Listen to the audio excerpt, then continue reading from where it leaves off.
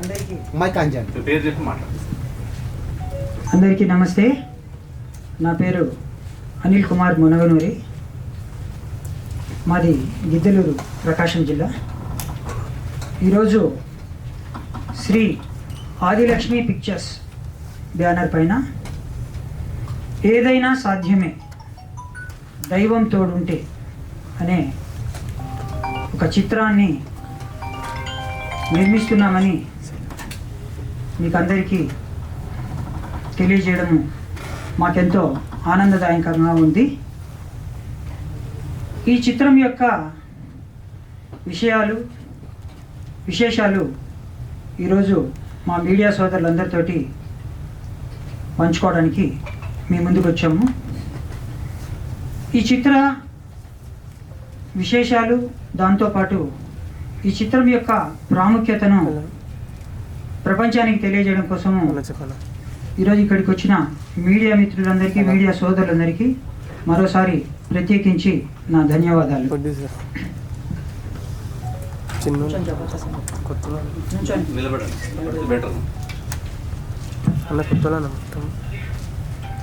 ఏదైనా సాధ్యమే, దైవం తోడుంటే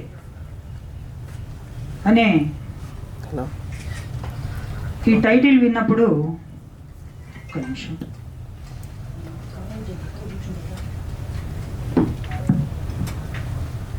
ఏదైనా సాధ్యమే, దైవం తోడుంటే అనే ఈ టైటిల్ విన్నప్పుడు చాలామందిలో కలిగే ఒక భావన ఏమంటే, మానవ ప్రయత్నానికి దైవానుగ్రహం తోడైతే ఎనీథింగ్ కెన్ పాసిబుల్, ఏదైనా సాధించవచ్చు అని అనిపించవచ్చు. అయితే ఇక్కడ ఈ విషయాన్ని మీకు చెప్పబోయే ముందు నేను ఒక 2 విషయాలు మీతో ముఖ్యంగా చెప్పాలి. భారతదేశం యొక్క భవిత ఆ దేశం యొక్క యువత మీద ఆధారపడి ఉంటుంది. ఈరోజు యువత ఎలాంటి పరిస్థితుల్లో ఉన్నారనేది నేను ప్రత్యేకించి మీకు చెప్పాల్సిన అవసరం లేదు. కొంతమంది నిరాశలో ఉన్నారు, ఇంకొంతమంది నిస్పృహలలో ఉన్నారు, ఇంకొంతమంది ఆత్మహత్యల వైపుకు ప్రయాణం చేస్తున్నారు. ఇట్లా వాళ్ళున్న డిప్రెషన్ స్థితిలో నుంచి చాలా దయనీయమైన స్థితిలో ఆత్మహత్యలు కూడా చేసుకుంటున్నారు. అయితే ఈ చిత్రం ద్వారా మేము చెప్పాలనుకున్నది ఏంటంటే, ఒక వ్యక్తికి జీవితంలో భగవంతుడితోటి బంధం ఉన్నట్లయితే ఎలాంటి అద్భుతాలు జరుగుతాయి, ఎలాంటి అసాధ్యాలు సుసాధ్యాలుగా మారుతాయి అనేది ఈ చిత్రం ద్వారా చెప్పదలుచుకున్నాం. ఇంకో ముఖ్యమైన విషయం ఏమంటే, ఈ చిత్ర నిర్మాణం మొత్తము శ్రీ అమ్మా భగవాన్ బోధించినటువంటి బోధనల ఆధారంగా ఈ చిత్ర నిర్మాణం జరుగుతుంది. నేను దాంట్లో కొన్ని ముఖ్యమైన విషయాలను ఈరోజు చెప్తాను. మనకు ప్రతి మనిషికి జీవితంలో కొన్ని విలువలు అవసరం. అది బోధనల రూపంలో అవనివ్వండి, ఎట్లాగైనా కొన్ని విలువలు అవసరం. దీంట్లో మొదటిది యు ఆర్ యునిక్, అంటే నువ్వు ప్రత్యేకమైన వాడివి. నేను దీన్ని ఒక చిన్న ఎగ్జాంపుల్తో వివరిస్తాను. ఫర్ సపోజ్ మనకు ఒక మున్సిపల్ కార్పొరేషన్ ఉందనుకోండి. ఈ మున్సిపల్ కార్పొరేషన్లో ఆ కార్పొరేషన్కు ఉన్నటువంటి మేయర్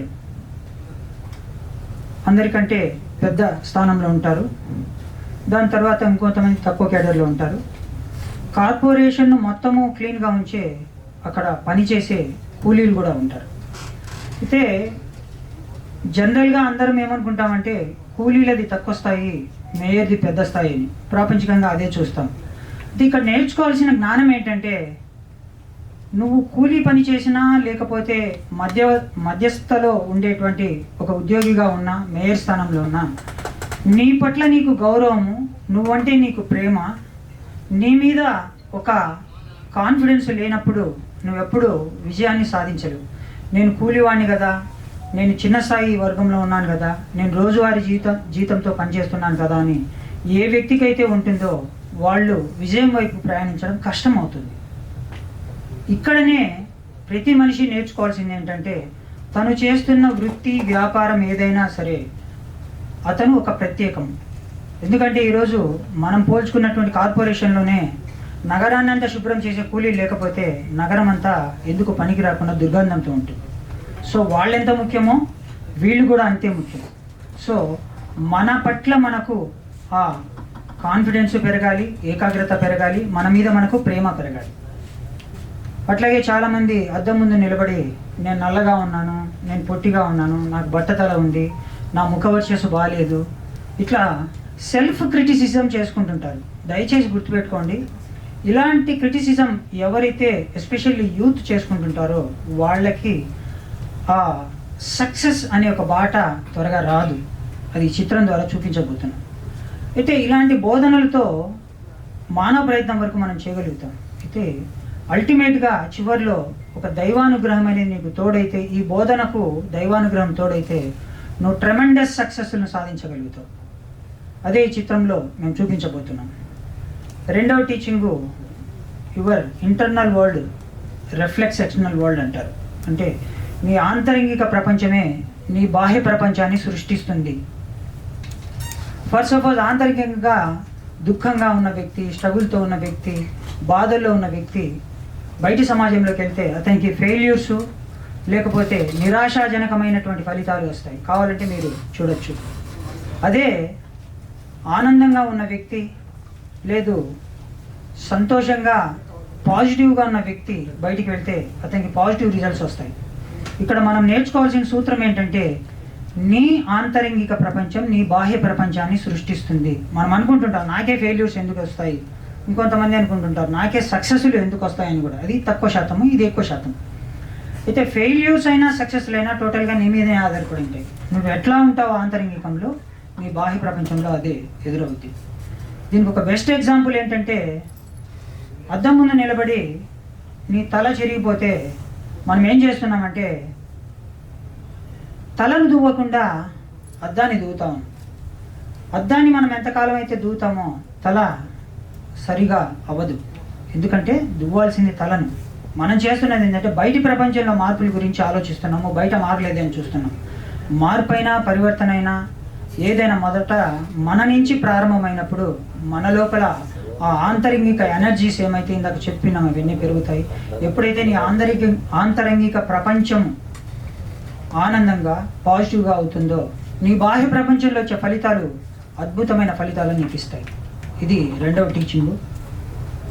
ప్రతి టీచింగ్కు మానవ ప్రయత్నంతో పాటు దైవానుగ్రహం ఉండాలి. అది ఉన్నప్పుడే నువ్వు సాధనగా చేసిన టీచింగు ఖచ్చితంగా అద్భుతమైన ఫలితాలను ఇస్తుంది. మూడవది, there is no person only personalities అంటారు. అంటే వ్యక్తి లేడు, వ్యక్తిత్వాలు మాత్రమే ఉన్నాయి. దీన్ని ఎట్లా ఉదాహరించవచ్చు అంటే, ఒక వ్యక్తి మనం ఒక టయానికి రమ్మని చెప్పాం మన ఫ్రెండ్ని, 9:30కి రమ్మంటే అతను పంక్చువాలిటీ పాటించకుండా 10:30కి వచ్చాడు. నేను చెప్పింది ఎన్నింటికి, నువ్వు వచ్చింది ఎన్నింటికి అని చెప్పి అతని మీద కోపడ్డాను. అయితే అదే వ్యక్తి నీ క్లోజ్ ఫ్రెండ్, అతను మన ఇంట్లో అంటే నా ఇంట్లో ఒక అవసరమైతే నేను బయట ఉంటే సాయంత్రం వచ్చి ఇంట్లో వెళ్ళి నాకు తెలియకుండానే ఇంట్లో సహాయం అందించి వెళ్ళాడు. పొద్దున నేను కోపగించుకున్న వ్యక్తి సాయంత్రానికి నాకు సహాయం అందించాడు. మరి ఉదయాన్నే అట్లా ప్రవర్తించిన వ్యక్తి సాయంత్రానికి ఇట్లా కూడా ప్రవర్తించాడు. ఒక్కోసారి ఒక్కోలాగా ప్రవర్తించిన వ్యక్తిని మనం ఏం చేస్తున్నామంటే ఒక ముద్రతోటే చూస్తున్నాం, ఈ వ్యక్తి ఇలాంటి వాడు అని ఒక ముద్ర వేసేస్తున్నాం అది అతని మీద. అయితే అతని లోపల డిఫరెంట్ పర్సనాలిటీస్ ఉన్నాయి. అందువల్లనే ఏ వ్యక్తిని మనము పూర్తిగా చెడ్డవాడని చెప్పలేము. తన లోపల కూడా మంచితనం ఉంటుంది. అందుకే మనము ఎప్పుడు వ్యక్తిత్వాలను చూడాలి కానీ వ్యక్తిని చూడకూడదు. వ్యక్తిని చూసిన వ్యక్తికి ఏమవుద్దంటే అతని మీద కంప్లీట్గా ఒక అభిప్రాయంలో ఇరుక్కొని పోతాడు, ఇతను ఎప్పుడు ఇట్లాగే అని చెప్పి. ఇది మూడో టీచింగ్. ఈ టీచింగ్ మనము అన్వయించాలన్నా, మనం లైఫ్లో ఇంప్లిమెంట్ చేయాలన్నా మనకు దైవానుగ్రహం అవసరం, దైవం తోడు అవసరం, మన ఇష్ట దైవం తోడు అవసరం. నాలుగో టీచింగ్ ఏమంటే ఇన్నర్ ఇంటిగ్రిటీ, అంతర్గత సత్యం.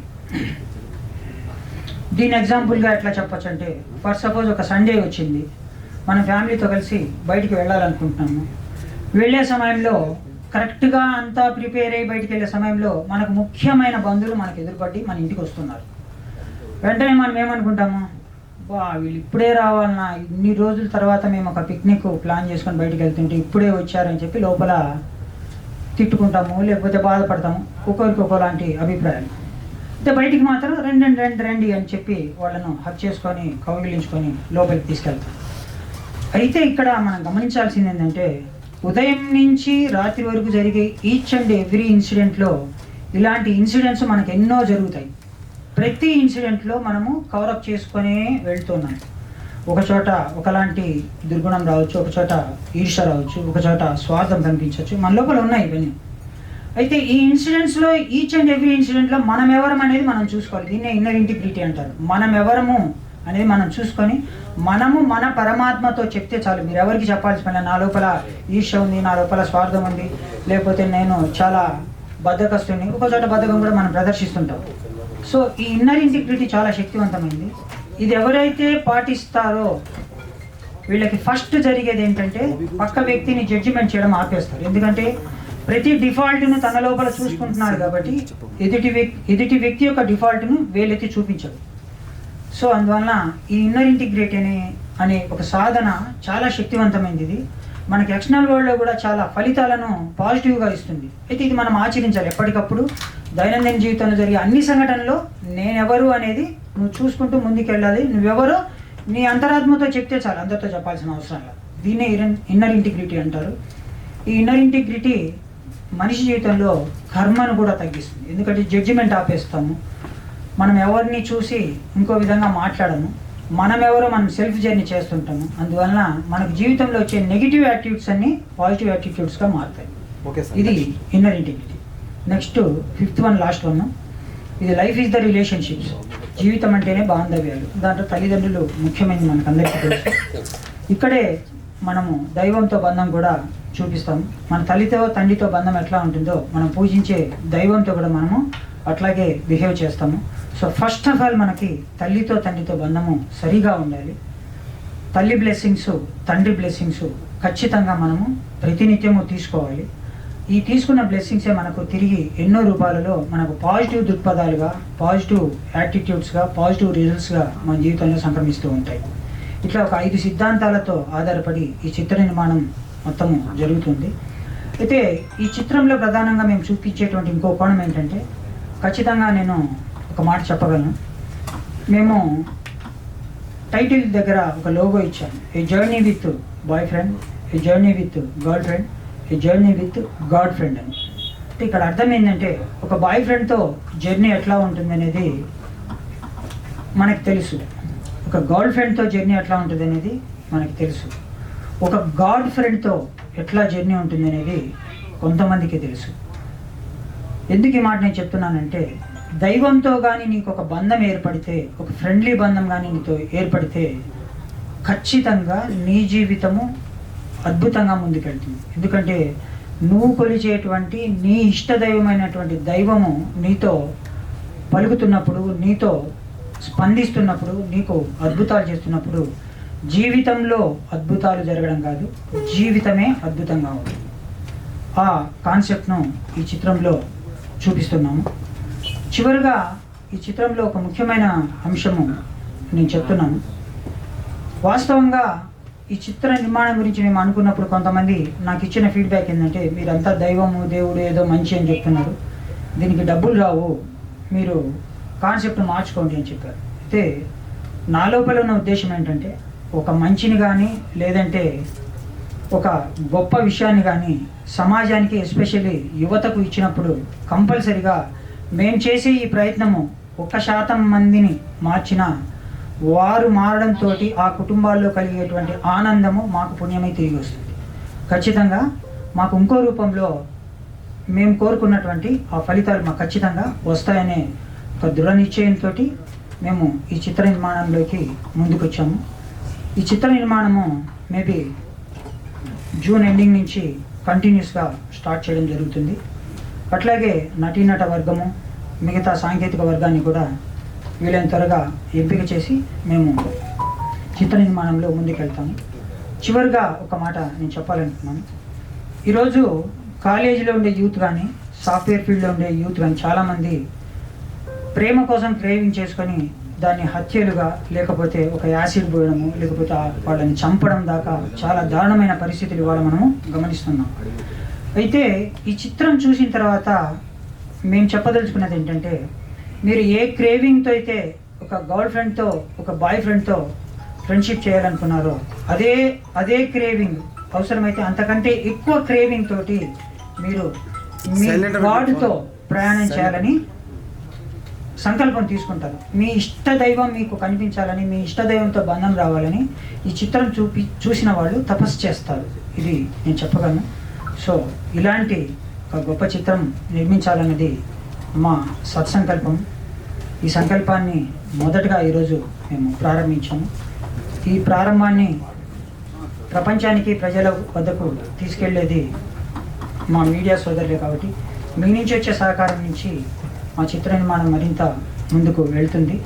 అట్లాగే ప్రపంచవ్యాప్తంగా ఉన్న అమ్మా భగవాన్ డివోటీస్ అందరూ కూడా ఇది చూస్తారు.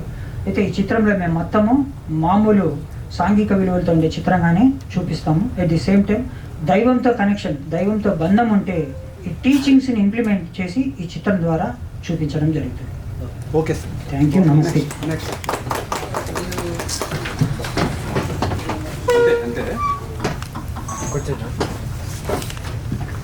అంతే 5 అంశాలు తీసుకున్నారు కదా, అవును సార్. ఈ అంశాలు ఎక్కడి నుంచి తీసుకున్నారు?